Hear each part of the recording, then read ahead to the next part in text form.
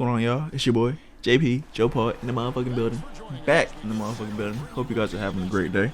Amazing morning, a great afternoon, whatever time of day that you are catching this video. I hope you are enjoying your life.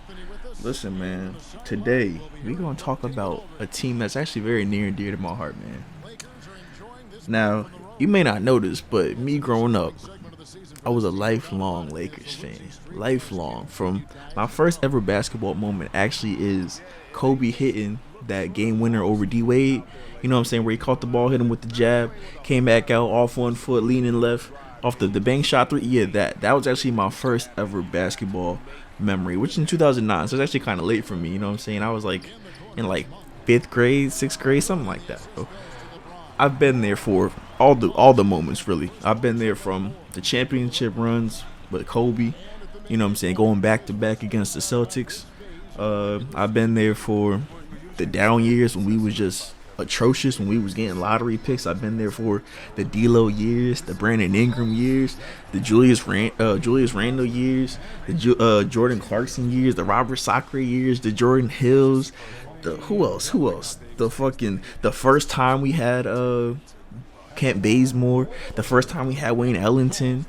I was there for all of that. I was there for the Isaiah Thomas years. I was there for all the struggles, the trials, the tribulations. I was there for the Kobe tour.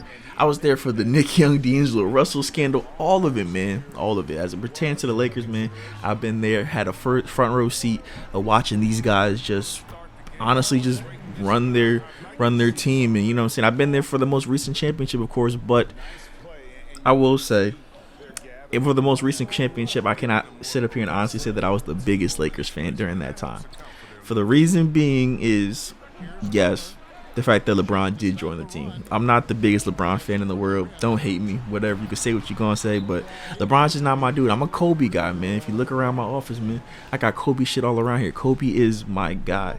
So for LeBron to come in and now everybody's, oh, Kobe, the Lakers is LeBron's team, blah, blah, blah. I'm like, what? And then for him to come around and win that championship with AD the first year, it's like, now niggas is going to really be on your meat, bro. So, whatever, man. But listen, I got to always respect the man for bringing a championship to my favorite team. So, I respect the man for that. So, anyway, we're going to talk about this current Lakers team. So, because coming into the year, they definitely had a lot of expectations.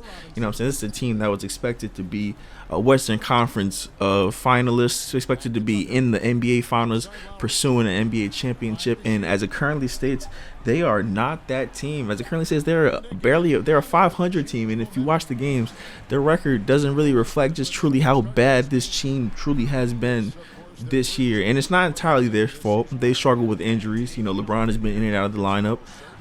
Trevor Ariza hasn't played yet this year. Kendrick Nunn hasn't played yet. They got Wayne Ellington a couple games into the season. But reason being is that they've had two of their 3 stars for a majority of the season. I think even if Russ missed a game or if AD missed a game, they always had either LeBron and AD or Russ and AD, or you know, something out of those lineups that, you know, you could tell that they always had a team that was available to win a game. You know what I'm saying? But as it currently says, it's a team that is a 500 team, and when you look at their losses, you look at 2 losses against OKC. You look at let me pull up their full schedule now. So yeah, like I was saying, so you look at the team's roster, they just have been just really struggling. You can tell this, and they got just some really bad losses. Like they got the 2 losses against OKC. Last night they got blown out by 13 to the Grizzlies without John Morant or Dillon Brooks. John Morant's injured. Dillon Brooks is out on health and safety protocols. Now, granted, this is the Grizzlies team that might be the greatest team of all time. They did just beat the team by 73 points. So let me not come out here and act like the Grizzlies are bums. But they're not world beaters. The Grizzlies aren't expected to really be anything outside of an 8 seed, a 6 seed if they're having a real breakout season if everybody's healthy. And the list continues. You know what I'm saying? They had a bad overtime loss to the Kings. They had a games where they had to really sneak games against the Pistons. They struggled. They lost to the Knicks. The Knicks aren't the same Knicks that they are last year. The Knicks aren't the same team. They've been struggling. They had their own issues, and it's just like if you look at every team that the Lakers have faced, it really is like the fact that the Lakers haven't been able to guard anybody. And you could tell it's like when they play, they don't have any desire to guard anybody. Like nobody on that team is really trying to run anybody off the 3-point line. Nobody's really trying to be a presence down in the paint. Nobody's really trying trying to offer any resistance on drives. It's like, yo, what really is the team's purpose right now? If the team's purpose was just to put together big names, and they've accomplished that. They've done that. They've got the names. They've got LeBron. If you look at the roster, like, yo, this roster is a championship roster. It doesn't matter what year. This is just too much talent for us to be losing. You got LeBron. You got AD. You got Russ. You got Melo, Dwight, Rondo, Malik Monk. You're like, wow, this team has more than what a lot of teams have, and yet here they are looking at 13-13 and a 7th seed in the West. It's looking at they're a playing team currently, and as it currently states, a lot of people are looking at them are thinking that they are just that. They're going to be a playing team at best. Now, me personally, I can see them getting out of playing position. You know, the fact that they've gone through all these issues in the first 26 games of the season, I feel like they have plenty room to improve. I feel like they can probably end up I feel like they can still end up as a top 4 seed. I don't feel like there's any real team. I can't say that there are 4 teams in the West that are solidified in that sense. I know that we'll definitely have probably the Warriors, the Suns, and the Jazz who remain in the top 3 as they are right now. But as it currently stands, that 4th spot is really open. The 4th seed is that Grizzlies team they just lost to yesterday, and the Grizzlies are only 15-11. So if the Lakers are able to get it together and rattle off a couple of wins in a row, then it's completely possible for them to all turn this whole thing around, and people are going to be like, oh, you know, the Lakers are back to it. We're back to, Lakers, Golden State, Lakers, Phoenix. But until then, I don't know what the real direction for this team is, because it's like they don't even play with any real sense of direction. Like, you could tell that Frank Vogel, I'm not sure if he really feels confident with either the lineups he can put out on the court, or he doesn't feel like he has enough the personnel that's going to allow him to you know, be competitive and actually win games. Because when you look at the team, they look like a bad JV team, a bad JV basketball team.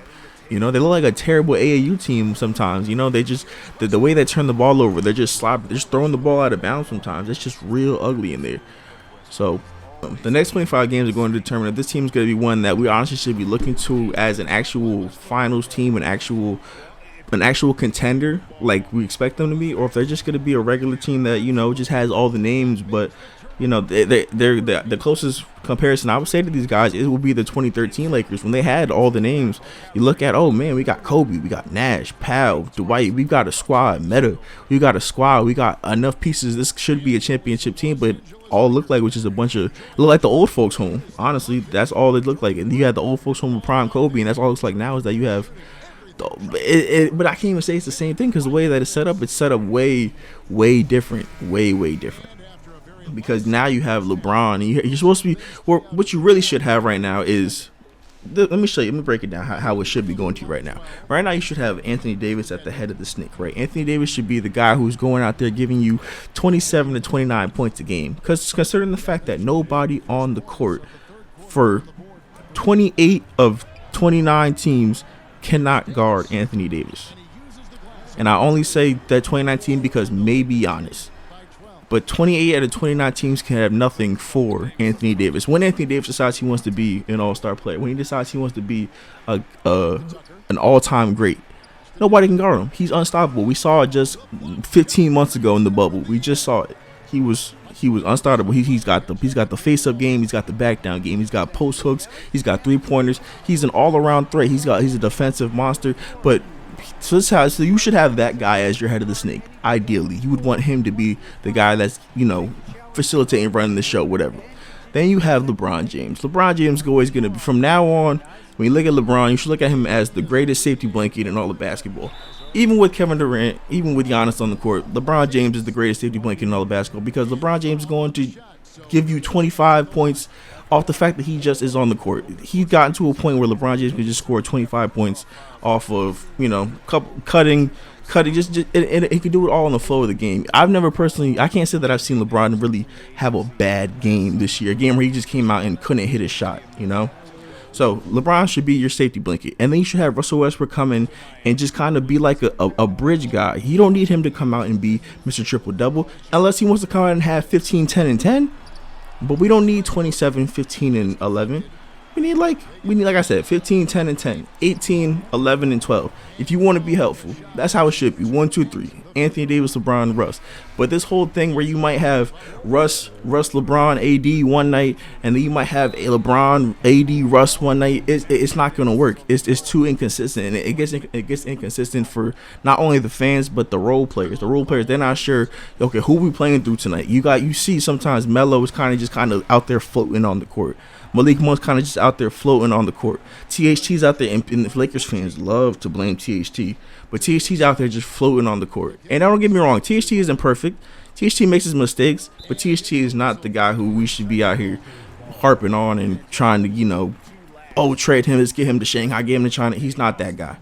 So going forward, the Lakers are going to have a lot of things they need to work on, and I think it's going to really start with, honestly, Anthony Davis. Anthony Davis has to decide if he wants to be deserving of that top 75 selection. He's already a controversial top 75 pick. Probably, to me, he is, because he hasn't really accomplished anything that warrants him to be a top 75 player. He's been a PER king. He's been a guy who's put up great numbers, but so was DeMarcus Cousins before he got hurt. So DeMarcus Cousins, if we're playing by that logic, get DeMarcus Cousins a ring and boom, now you got him as top 75 player. It doesn't really work that way. So Anthony Davis has to decide if he wants to be that guy, and if he does, then we will see a turn in the Lakers this season. If not, then we won't see anything. We will see these guys just crash and burn, and we'll just see LeBron ride out these last couple of years in mediocrity, which is not how I personally would want to see him go out.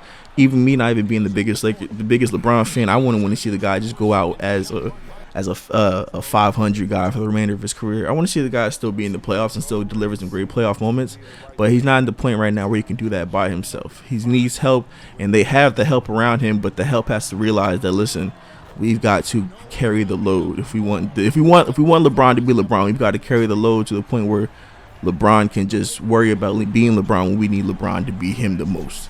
I hope that made sense, because I just LeBron a whole lot. But listen, that's 15 minutes of talking about the Lakers. I ain't going to keep going about these guys. Listen, they got to turn around. They really got to turn around. So let me know in the comments if you guys think that they will turn around. Let me know, you know what I'm saying, how you guys think they're going to turn out this season, if they're going to be a championship team, if they're going to be a play-in team, if they're going to miss the playoffs. Let me know in the comments, man. So, yeah, make sure you guys leave a like, subscribe, and I will see you guys in the next video. Deuces.